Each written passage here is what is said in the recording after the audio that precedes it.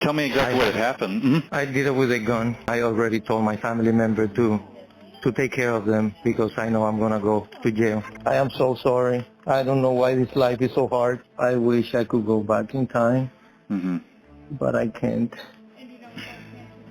It's just so painful. A chilling 911 call reveals the horrifying moment a Florida man confessed to killing his wife right in front of their children. As this story unfolds, disturbing questions about years of alleged abuse and control in the couple's marriage emerge. We're going to break down the harrowing call and the heartbreaking aftermath of this tragedy. Welcome to Sidebar, presented by Law&Crime.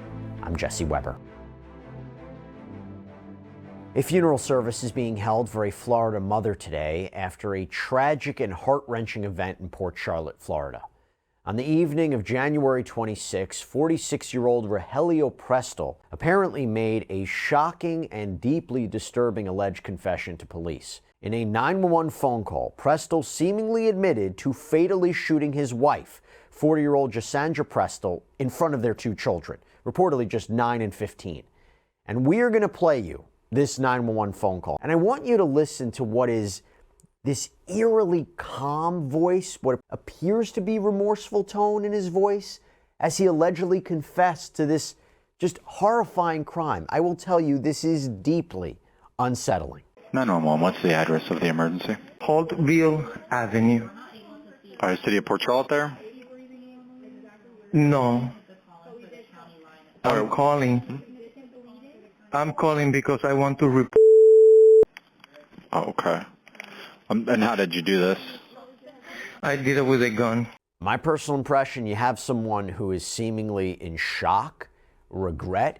He tells the dispatcher that he just killed his wife, already made arrangements for their children's care, asking his brother to come and look after them. That's what makes this call so bizarre, so chilling, how his voice remains eerily calm. Tell me exactly what had happened.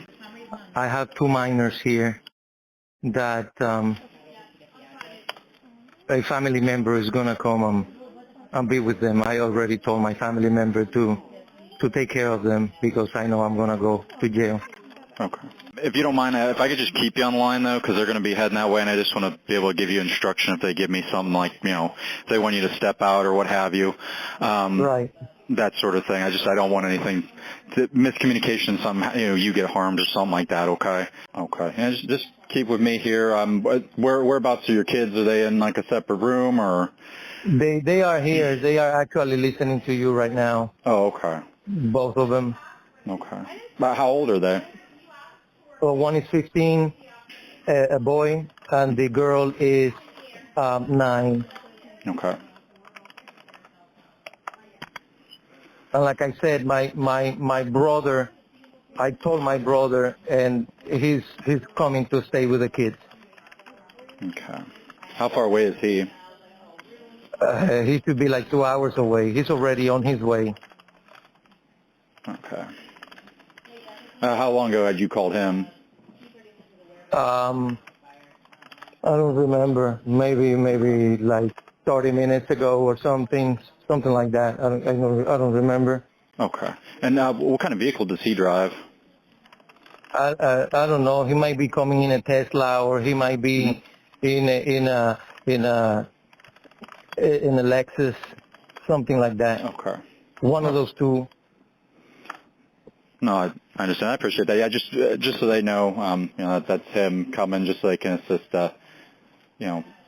everything going on. Really scary story here. And look, I will tell you, one of the things that we try to do here on Sidebar, aside from bringing awareness to these stories and what might be going on out there, we also try to partner with companies that can maybe add a bit of protection to your life. I mean, did you know that your personal data is being harvested and sold online by data brokers? Yeah, anyone can buy your personal details. And when that happens, you're at risk for a whole host of things. Identity theft, becoming a target of phishing scams, potentially stalking. But that is why I am so happy to tell you about our sponsor, Delete Me. So Delete Me helps keep your personal information private. They found dozens of data brokers with my personal information. They had to remove my data from multiple listings. And by the way, way, they will keep monitoring those sites for you so your information doesn't find its way back on there after the first removal. And honestly, using Delete Me has given me some peace of mind about my family too, because if someone buys your data via data broker, they can see information about your relatives too. So right now you can get 20% off Delete Me and protect your personal data when you go to joindeleteme.com/sidebar and make sure to use our promo code SIDEBAR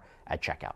In a later interview with detectives, Prestel said he had long been suspicious of Gissandra's loyalty, believing she was communicating with someone online through TikTok and Telegram. But I'll tell you, according to Gulf Coast News, other people allegedly said Prestel wasn't being truthful about these cheating allegations. And it appears that their relationship had already been strained. Months before that night, Gisandra had reportedly asked for a divorce. But then you go to January 26th, and that is when things take a terrifying turn.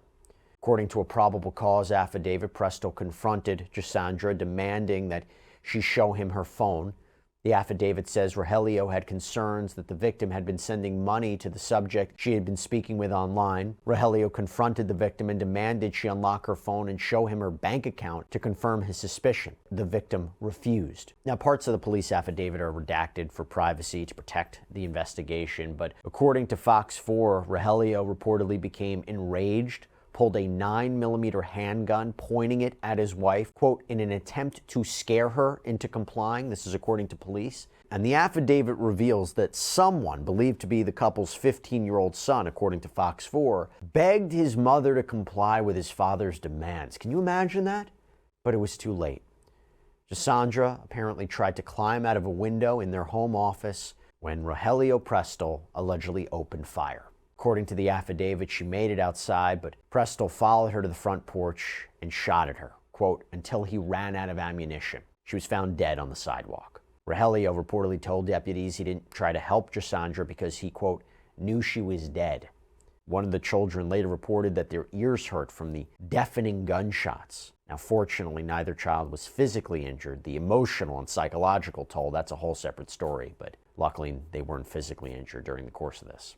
After allegedly killing Gisandra, Prestel told police he called his brother, told him he was going to take his own life, but his brother talked him out of it, instead encouraged him to turn himself in. In the next part of the call, dispatch can be heard telling Prestel that police are on the way to his home. They're about to turn on your road here.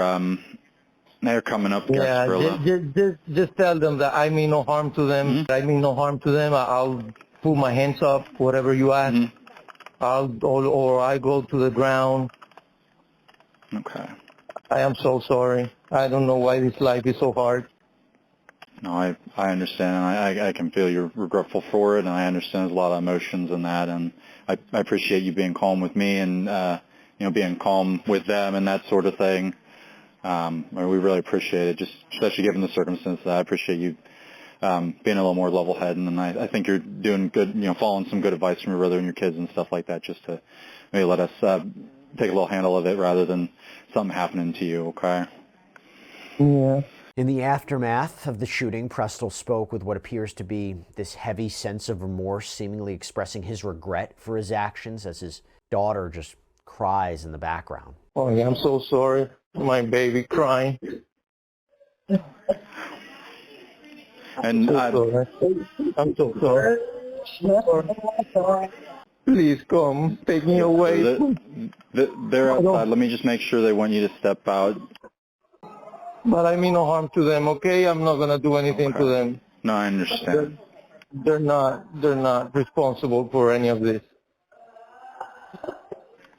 Okay. What kind of vehicle do you own? Do you have a red truck out front? Yeah, that's my truck. Can I come out? Let me just see. I sent the kids to the room. Oh, okay. Okay. It's just terrible. It's terrible. It's heartbreaking. It's chilling. And once police arrived, Mr. Prestel offered to walk right outside and surrender. If you want to walk towards the front door, but just stay inside for just a second. They're just having to do. I go to the door. You want me to turn on the lights so they can see better? Yeah, you can feel free to turn on the lights. Just don't exit just yet, though. Okay. Okay. Or they can come in. I'll be sitting here. I'm just sitting here in my couch. Okay. Just sit on the couch. Yeah. Okay. I appreciate you staying on the line here, and I'll just give you an update here in a second. They'll probably be having you come out here in a moment. Mm-hmm. They have to look around the house and stuff. They know I'm on the line with you. It's just they have certain procedures they have to follow, just so no mistakes or any accidents or anything like that. They just want to make sure they follow correctly. Okay. Okay. But that's why I still have you on the phone, because I can tell you when to head out and that, and then they'll take over speaking with you from there. Okay. Okay. Okay. I mean, it seems obvious. Is it only the four of you that were in the house, or do you have anybody else that lives there or anything? No, just me, my 2 kids, and then my wife. But Okay. No, I just didn't know. I mean, it seemed kind of obvious you didn't mention anybody else there, but I didn't know if you had another family or member or anything like that lived there. no. Okay. Just give me 1 second, because I'm hearing the radio. They're talking. I imagine they'll probably have you step out here in a second. Sure. And again, I do appreciate you being very calm about this. I know you got a lot of emotions going on, and I can't imagine your feelings right now, but I do appreciate you being calm with me in that. Yeah. I wish I could go back in time, but I can't. It's just so painful. No, I'm so sorry. I know I can't imagine the kind of pain you're in, just with everything. It's a lot. I know it can be a lot. At least that I can empathize with, that kind of feeling. So, what room did you have your kids go into, or did you just go to their bedrooms, or? I told them to go to their bedrooms. Okay.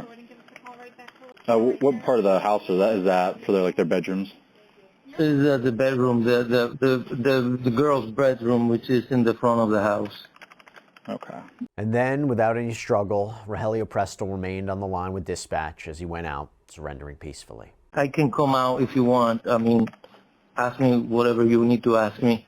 No, absolutely. And I don't know if we want any more, death this evening than that, so we'll just have them speak with you and that sort of thing, okay?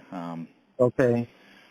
I know it's a lot, but I prefer you not to have harm come to you as well.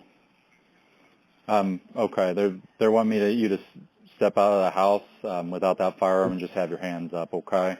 Just okay. keep me on the line as long as you can. Just have open that door, put your hands up. With the phone also? If you need to sit down on the phone, just do it like at the front door or something like that, okay? Just keep me with you till you're to the front door. Just let me know you're stepping out, and then I'll disconnect and I'll speak with you, okay, sir? I'm gonna leave it on the floor, you said. Yeah, you can set your phone wherever you want, or if you need to put it in your pocket or something. It's up to you. If you want to set on if you have like a little counter. I'll leave it in my pocket and I'll leave you on the speaker, okay? Okay. No, absolutely.